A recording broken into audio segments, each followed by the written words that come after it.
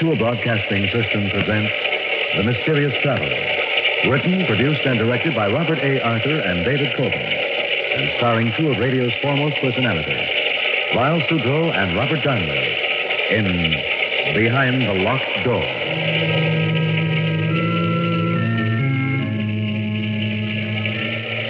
This is the Mysterious Traveler, inviting you to join me on another journey into the realm of the strange and the terrifying.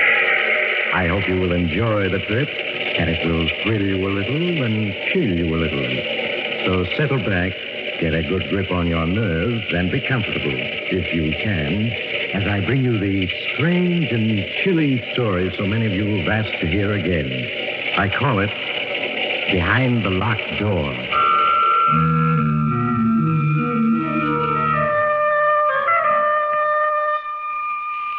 Our story begins in the beautiful mountain region of Lake Mead, Arizona. A convertible car is speeding along a deserted road which winds through the mountains. The car slows down, turns into a dirt road. A few minutes later, it comes to a stop before a small mountain lodge. Kathy Evans, an attractive girl in her early 20s, gets out of the car, runs up the steps of the lodge to the front door. She knocks impatiently, looking about anxiously.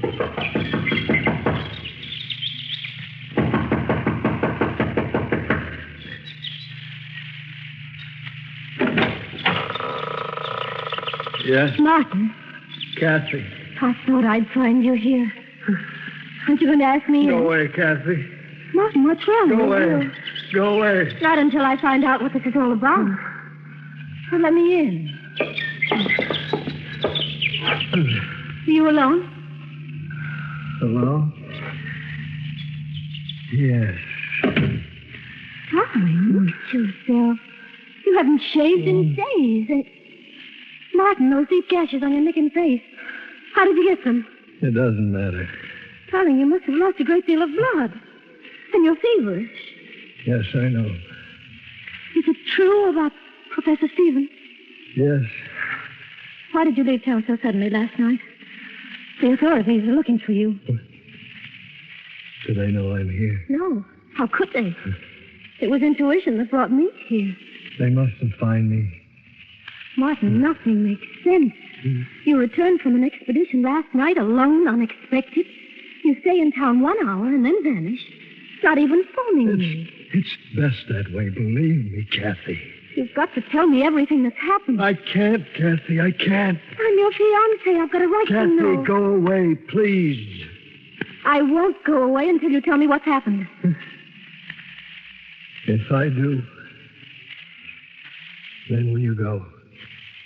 Yes. I don't know where to begin. I suppose if you can say it had a beginning, it was that day a little over 2 weeks ago in Professor Stevens' office.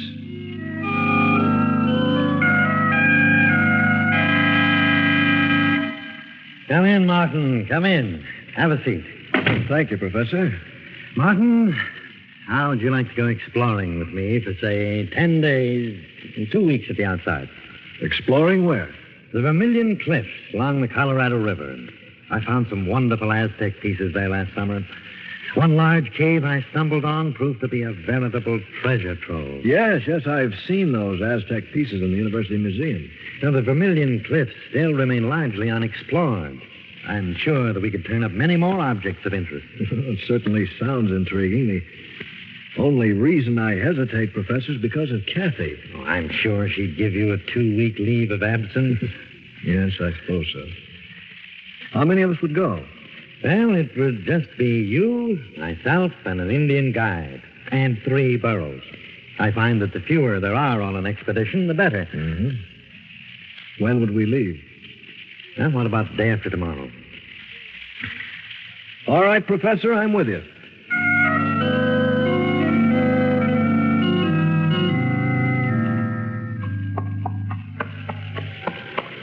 So these are the Vermilion Cliffs, Professor. Yes. An awe-inspiring sight, aren't they? They're as breathtaking as the Grand Canyon itself. I had no idea they towered so high. Yes, they make you realize just how insignificant man really is. Yeah. Now, this region is so desolate, Martin, that it's all but unexplored. That's why I'm drawn to it time and time again. Yes, I can understand that. It represents the challenge of the unknown. Careful, Martin. You'll get the exploring bug. Oh, I've already been bitten, Professor. Well, if you're going to be an explorer and an archaeologist, I'll have to start teaching you the fundamentals of the profession. Sam, this seems like a good spot. We'll camp here for the night.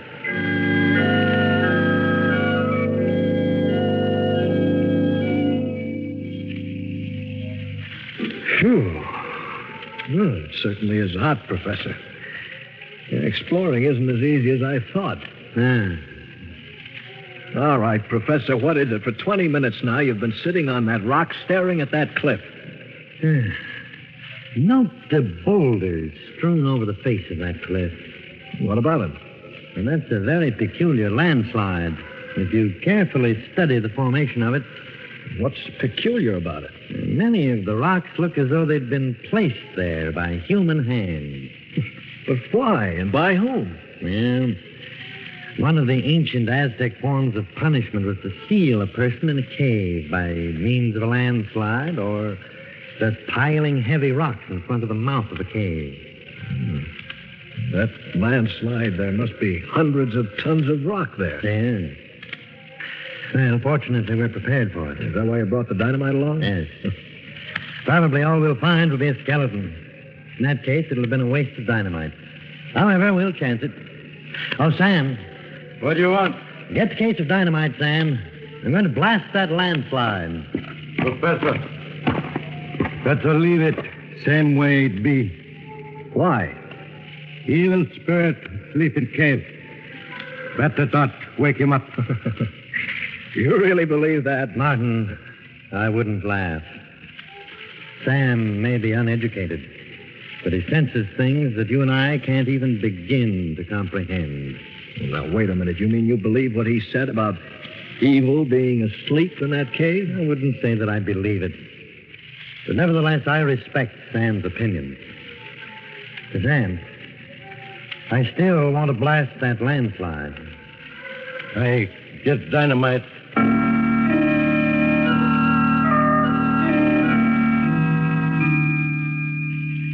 Keep your head down, Martin. When I set that dynamite off, there are going to be a great many rocks flying around. Don't worry, Professor. I've got cover. Sam, you ready? Yes, Professor. All right. Here goes.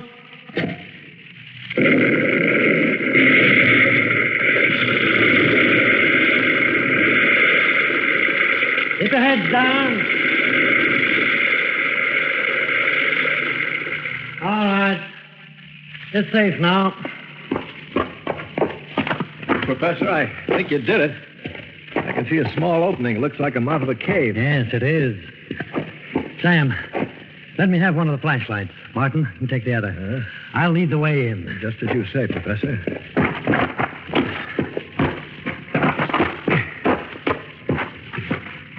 The air doesn't seem too bad in here. Yes, it's all right. Yeah, what's that noise? Just rats scurrying around. Oh. Certainly a huge cavern. Look at that ceiling. Must be 200 feet high. Look at the bats up there. Yes, huge ones. I have a feeling that this cavern and others extend for miles underground. Yeah, Professor, look. Skeleton. Yes. There's another one over there. Yes. Let's see what else there is. Wagon train. What? Good Lord. Sam's right. It's a wagon train. A wagon train? Yes. There are at least 30 or 40 wagons in this cavern. Look. Skeletons of horses. Yeah. Here's the skeleton with an arrow beside it. Let me see it. Appears to be a Navajo arrow. What do you think, Sam? Navajo. Professor, this wagon train, what's it all mean? Well, many years ago, this wagon train was attacked by Indians. Wagon train retreated into this cavern, hoping to save themselves that way. Then the Indians caused the landslide, sealing them in. Yeah. Poor devils. Notice that old gun lying there. Yeah. The flintlock. Seems to suggest that this wagon train must be at least 100 years old. Yeah, it's probably headed for the California gold rush of 1848. Yeah. Well, we'll come back tomorrow and search this wagon train thoroughly. I'm sure we'll find many things of great interest. The next morning, after an early breakfast, Sam and I followed Professor Stevens back into the cabin.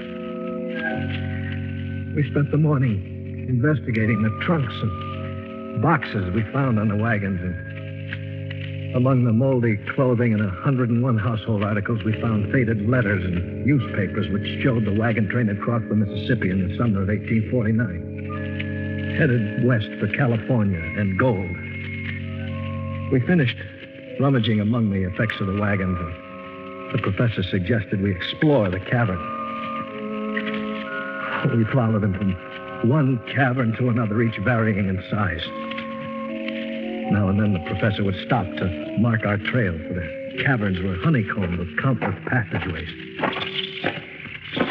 How far do you think we've come, Professor? I should say we're about a mile from the wagon train. We'll go back a few more minutes. We go back now. This place is evil. Well, Sam, if there are ghosts here, they're only the ghosts of the people in the wagon train. They wouldn't harm us. I tell you, evil. Feel it. All around. We'll go back. We'll go just a little further, then turn back. Professor, wait a minute. What is it, Martin? I think I hear running water. Yes, you're right. Come along. We seem to be getting closer. Yes. Evil all around us. Can't be much further. Well, there it is. Yeah. It's a small river. Look how swiftly it's flowing. This probably flows for miles underground, and it empties into the Colorado River. Say, Professor, here along the bank, there's a tremendous pile of fish bones. Yes, so there is. Look. There are even more on the other side of the river. What do these huge piles of fish bones mean? It's very strange. How do you account for it? I'm afraid that at the moment I can't. Sam, you any ideas about it? Evil all around us. Feel him strong. Professor, he's trembling. Sam, there's nothing to be afraid of. Look, I'll shine my flashlight around, see? We're being watched. Watched? What are you talking about? Won't stay here. I go. Sam, come back. You haven't even got a flashlight. Sam! Come on, Martin, we've got to catch him.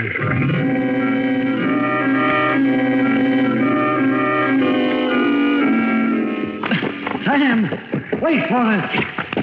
I can still hear his footsteps. We've got to catch him. Introduce off a serious injury running in the dark like that. Sam, wait for us. Professor, it's Sam, screaming. This way. The fool's probably broken his leg. That sounds more like a fight. Who could he possibly be fighting with? I don't know. He stopped. Sam, where are you? Keep shining the flashlight around. Can't be much further. Sam! There he is. Yes.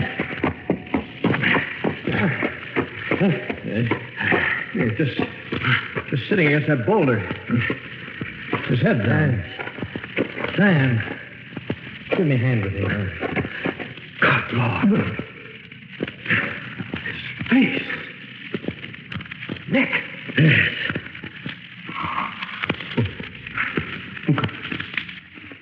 Who could have done this to him? I don't know, but there must be an explanation. There has to be. Martin, I have a theory. But it's so incredible that I can't bring myself to voice it. Tell me, what do you think I'm insane? Tell me. What if the people of the wagon train, Or rather, the descendants, are alive here in these huge caverns? That's impossible. Why? Picture what happened the day the 150 people or so were sealed into this mountain with the Indians. What would have been the first thing they'd have done? Tried to dig their way out. Exactly. They start digging and find there are 100-ton boulders blocking the entrance, and they have no dynamite. They're forced to give up. Yes? They spend days looking for another way out, fail to find one. The day comes when all their food's gone. Starvation sets in. All right. Then that would mean they would all die. Not necessarily. The strongest of them stumble along in the darkness and find the underground river. They catch an abundance of fish and are able to survive. The huge fish bone piles along the river.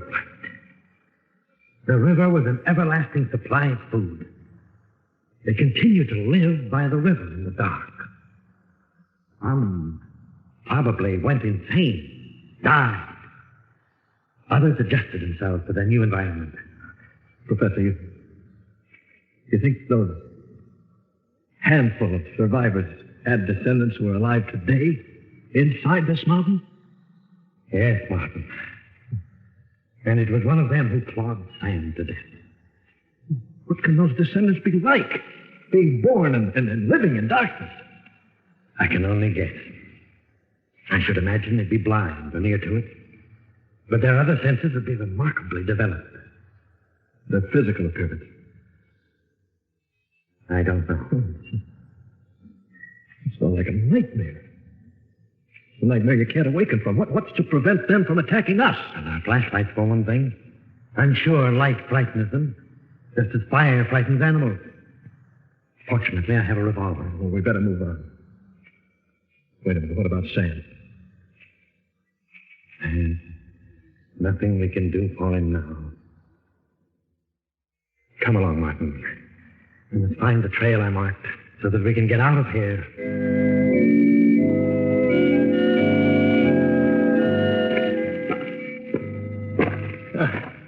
Seems we've been searching days for the markings you left. Yes. Actually, it's been 10 hours. Listen, boy. The river. Yes. Come along. Once we reach the river, we'll be able to pick up the trail I marked. Well, we're getting closer. Yes. There it is. Here we are. Look, Martin, there's my marking on the passageway.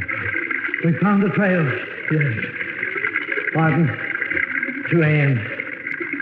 We'd better rest for a few hours. We're both too exhausted to go on right now. If one of us stand guard, while the other sleeps. All right. I'll set up the first hour. Thank you, Martin. Keep the flashlight on. Don't worry. I will. In a matter of minutes, the professor fell asleep. I sat on guard, flashing my light slowly around the huge cabin. I looked at my watch, and a second seemed like minutes, and the minutes like hours.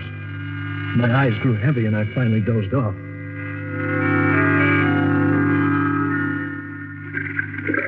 Suddenly, I awakened in the darkness to hear the professor screaming. Martin, help me! Turn on the flashlight! Fighting frantically, I fumbled in the darkness, but I couldn't find it. And suddenly, I was shot. By the flashes of the gun, I could see the professor struggling with a huge, dark figure. And suddenly, all was quiet, except for the professor's moan.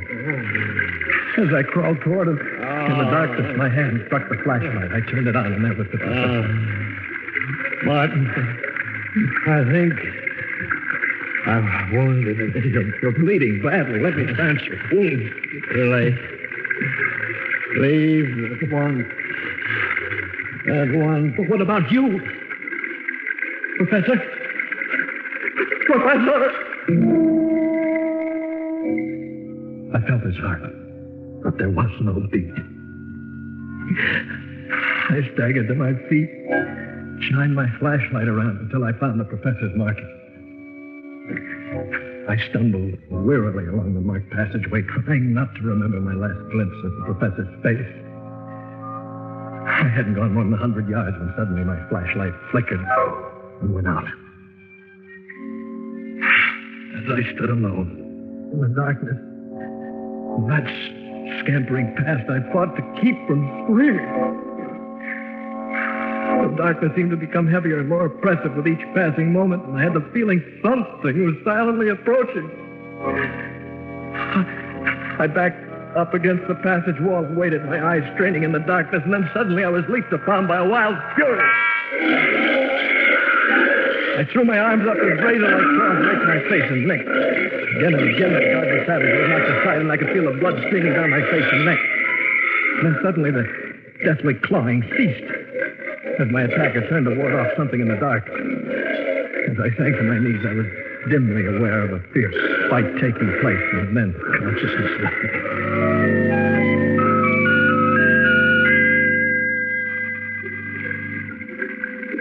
Later. How much later, I have no way of knowing. I became aware of a heavy, calloused hand washing my face and neck with water. I winced in pain as the water flowed into the deep cuts, and then suddenly I remembered all. And remembering all, became aware of the calloused hand washing my face and the presence of someone beside me in the darkness. Who are you? For a moment, the hand hesitated, then resumed washing at the neck. Well, can't you speak? Say something. A noise came from its throat that was more that of an animal than a human being. If I could only see you. Do you have a name? It spoke. Seemed to repeat the word name, though I couldn't be sure. And faint from the loss of blood, I closed my eyes and fell asleep.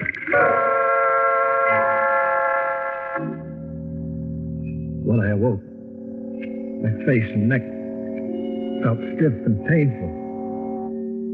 It seemed to sense I was awake, for as I opened my eyes and stared into the darkness, it came to my side.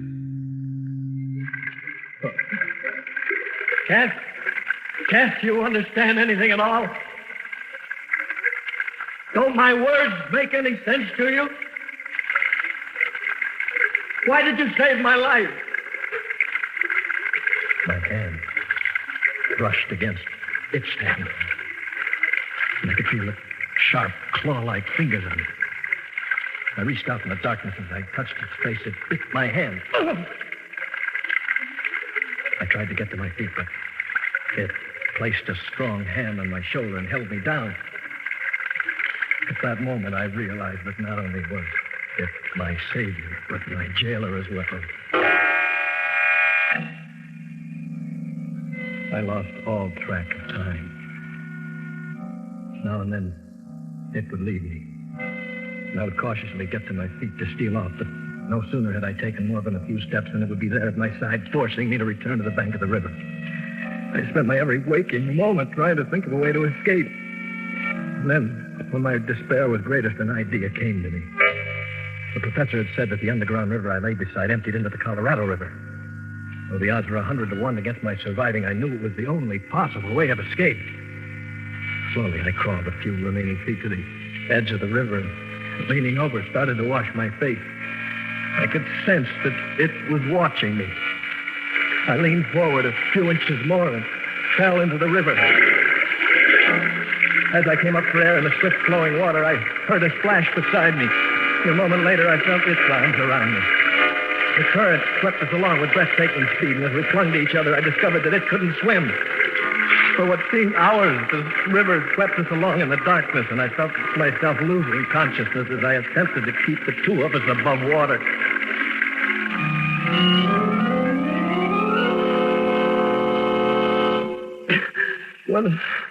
When I regained consciousness, Kathy, we were both lying on a sandbar in the Colorado River, and the sun was beating down on us. Darling, you're delirious from your wound. You need a doctor. I wish it were simple as all that. You're feverish. You need care. Go away, Kathy. Go away. How can I? Leaving you alone like this? Don't you understand? I'm not alone. She's here.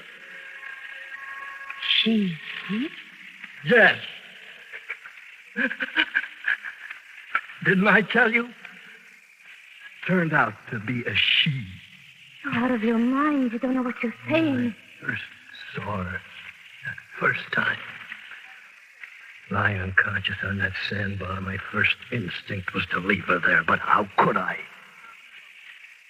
She'd saved my life in the cavern and then jumped into the river when she thought I was drowning, even though she couldn't swim herself. Martin, I want you to get a grip on yourself. As I was dependent on her in the dark, she's dependent on me in the light. She's blind. She can't speak yet. She... Stop talking like that. You can't believe it's true, can you, Kathy? Neither could I at first. What are you staring at? Huh? Is there anyone in that bedroom? Well, I'll soon find out. Why is the door locked? She's in there. Martin, you're sick. You don't know what you're saying. I'll prove to you there's no one in that room. It's just your imagination. Give me the key to the door. Kathy, go Give away. it to me. Thank you. Perhaps when you see the room is empty, you'll be willing to return to town for medical treatment. There. I told you.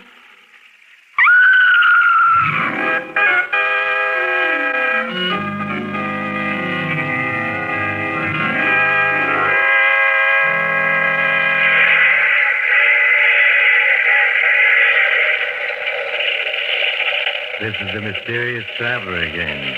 Did you enjoy our trip? What's that, madam? You want a description of what Kathy saw when she opened that bedroom door? Well, you might ask Kathy. The only trouble is the poor girl gets hysterical when you question her about the occupant of that bedroom. I suggest you write a letter to the Museum of Horrors for a full description. They consider the Woman of the Mountain as their star exhibit. Because when she... Oh, you'll have to get off here. I'm sorry. I'm sure we'll meet again. I take this same train every week at this same time.